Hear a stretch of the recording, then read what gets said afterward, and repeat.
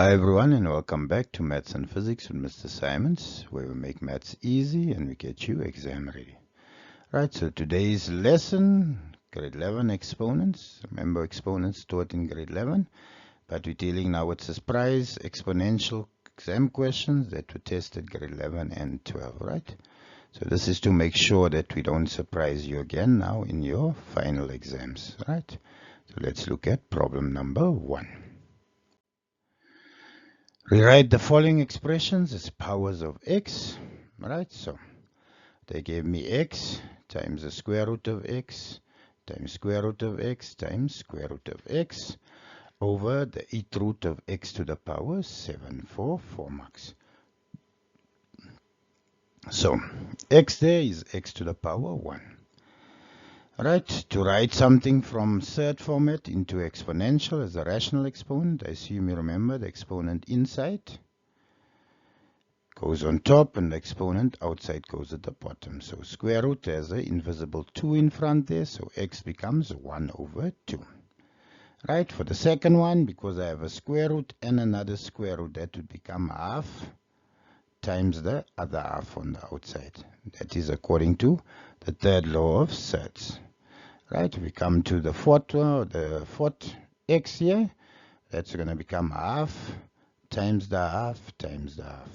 So you see they have x to the power 1 times x to the power half times x half times half times x half times half times half.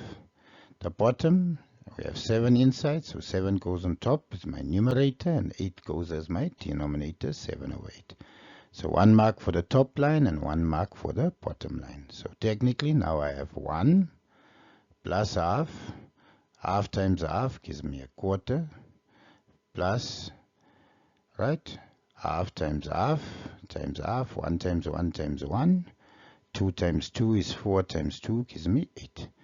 Now remember, I have addition sign there because the first law states when I multiply and the bases are the same, x, x, x, and x, we add the exponent. So that's why it's 1 plus a half plus a quarter plus 1 over 8. And we can continue. You could have even made 1 over 16 in that vein, right? Bottom 7 over 8. So there, if we add them now together, 1 over 8 plus 2 over 8 gives me 3 over 8 plus 4 over 8 gives me 7 over 8 plus 1 and 7 over 8. 8 times 1 plus 7 would give me 15 over 8, but you can use your calculator to get that. Right, divided by x to the power 7 over 8. Right, now if my base is the same and I'm dividing, I subtract my exponents. So 15 over 8 minus 7 over 8. 15 minus 7 gives me 8, and 8 divided by 8 then gives me 1.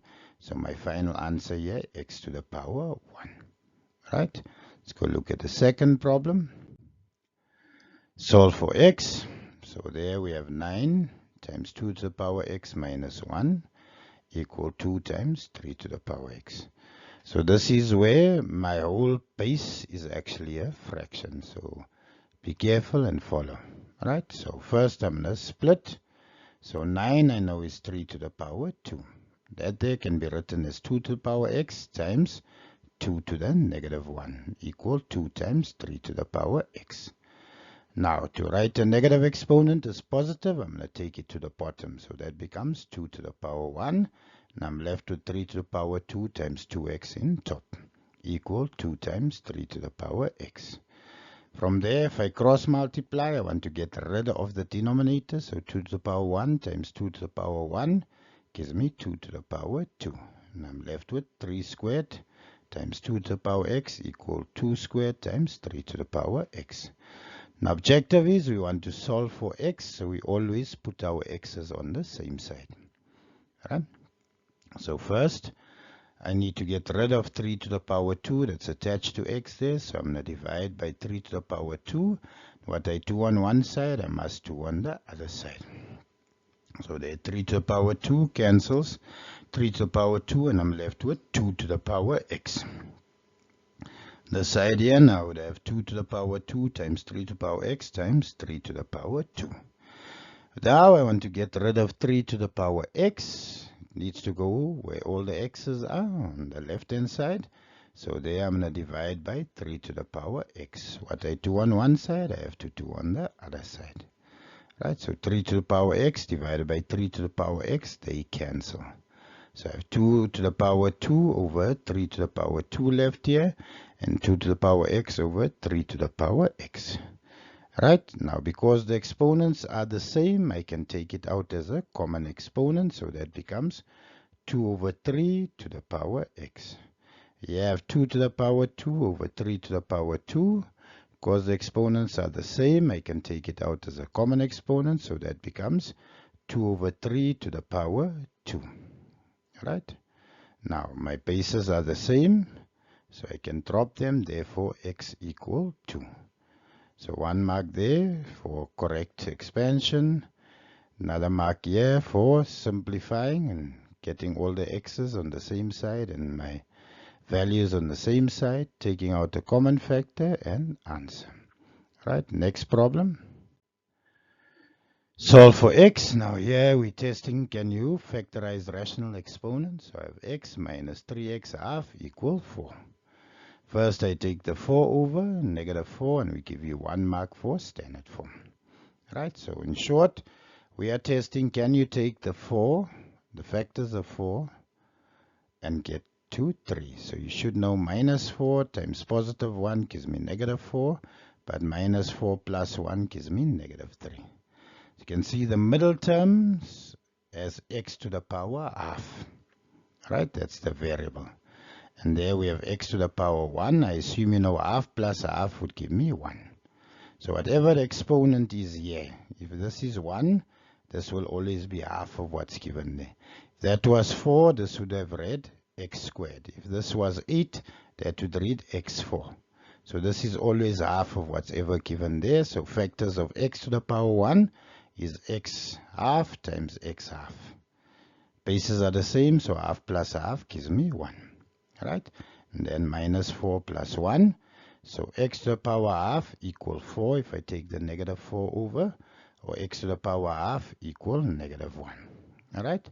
Now take note, the negative 1 for half cannot be applicable, because if I take this negative 1 and I put it back there, alright, square root of a negative value would basically be non-applicable, and I can't find the answer for it, so therefore that's not valid. But here, to make half 1, I'm going to multiply by the reciprocal of half, which is 2 over 1. So 2 times half would give me 1. 4 to the power 2 would then give me 16. Alright, so there we've solved the rational exponents via factorization. Alright, let's go to the next video. Solve for x. Alright, so they've given me 2m plus 1 plus 2m, and this comes from a recently set exam paper, equal 3n plus 2 minus 3 to the power n, where m and n are integers. For 4 marks, can you determine the value of m plus n? So there again, I'm going to first split or expand. So 2m plus 1 can be written as, or there, plus 2m. Instead of splitting, I just took out the common factor straight, right? So if I take 2 to the power m out, I'm left with 2 to the power 1. 2m divided by 2m then gives me 1. So that is the common factor. You see that's separated by a plus sign, so we look for common factor. That's separated by a minus sign, so plus and minus, always look for a common factor. So I have 3n here and I have 3n there. So 3n is a common factor. I'm left with 3 to the power 2 minus 3n divided by 3n gives me 1. Remember, anything divided by itself is 1. So that is my factors. Right, 2 plus 1 would give me 3. 3 squared is 9. 9 minus 1 gives me 8. Right, so I have 2 to the power m times 3 to the power 1. 8 can be expressed as 2 to the power 3. Alright, so if I relate them via the bases that are the same, 2 to the power m equal 2 to the power 3, therefore m equal 3. N, 3 to the power n equal 3 to the power 1, therefore n equal to 1. Another mark, so m plus n is 3 plus 1, which then gives me 4. Alright, So I hope you follow. Let's go to the next problem. Show that 2 times 5 to the power n minus 5n plus 1 plus 5n minus 2 is even for all integer values of n, right, for 3 marks. Right, so there, if we look at the problem given, 5n plus 1, I can write as 5n times 5 to the power 1. 5n minus 2 can be written as 5n times 5, 2. So in blue there you should see the common factor. I've highlighted it for you. 5n, 5n, and 5n. Right, so if I take that out as a common factor, I'm left with 2 minus the 5 plus 5 squared. So 25 minus 5 gives me 20. 20 plus 2 then gives me 22. Right, now 22 I can break up into 2 times 11. So I have 5 to the power n times 11 times 2. Right, now the rule for even numbers, you should know this from, okay, we didn't do it as complex as it looks now in primary school, but the basic rule is any integer multiplied by an even number will become even. Right, so 2 times whatever I get there will always become an even number, because technically an even number is a number that can divide by 2. So if I multiply by 2, automatically that number can divide by 2. Alright, so hope you understand. Right, let's look at the last problem. Sorry, it's a long video, but yeah, I'm somewhat doing all the surprises in the same place. Determine the values of x and y if 3y plus 1 divided by 32 equal square root 96 to the power x for 4 marks. So 3y plus 1 over 32, remember 32 can be written as 2 to the power 5. Equal 96, remember exponent inside goes on top, outside we have invisible 2, so this becomes 96 to the power x over 2. So 1 mark there for simplification of 32 and 96. Right, now if I take 2 to the power 5 up, I have 3y plus 1. If it's positive at the bottom, it becomes negative on top. So 2 negative 5 equals 96. Right, if I bring in their prime bases, it's the same as saying 32 times 3 to x over 2. And 32 then can be expressed as 2 to the power 5 times 3 x over 2. So 2 and 3 are both prime numbers. Right, now using the fourth law of exponents, every exponent inside the bracket must be multiplied with the exponent outside. So 5 times x gives me 5x divided by 2. 1 times x stays x divided by 2, so x over 2. Right, so base 2 there in pink, base 3 in brown.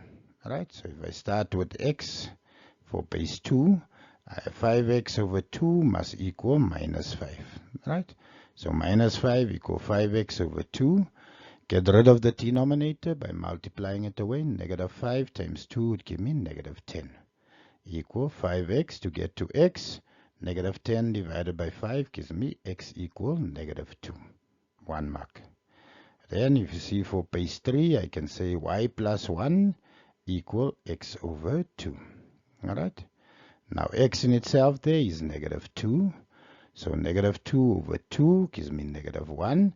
But if I bring positive 1 over, it gives me negative 1. So negative 1 minus 1 then gives me negative 2. Right, and then my fourth mark there for getting negative 2. So these are your various surprise exponential questions. I should still do one on surds if you want me to. I hope the lesson assists you a lot. Yeah, and God bless. And yeah, for some odd reason I said I love you all in the previous lesson. I guess I was missing my wife. But yeah, God bless. Bye.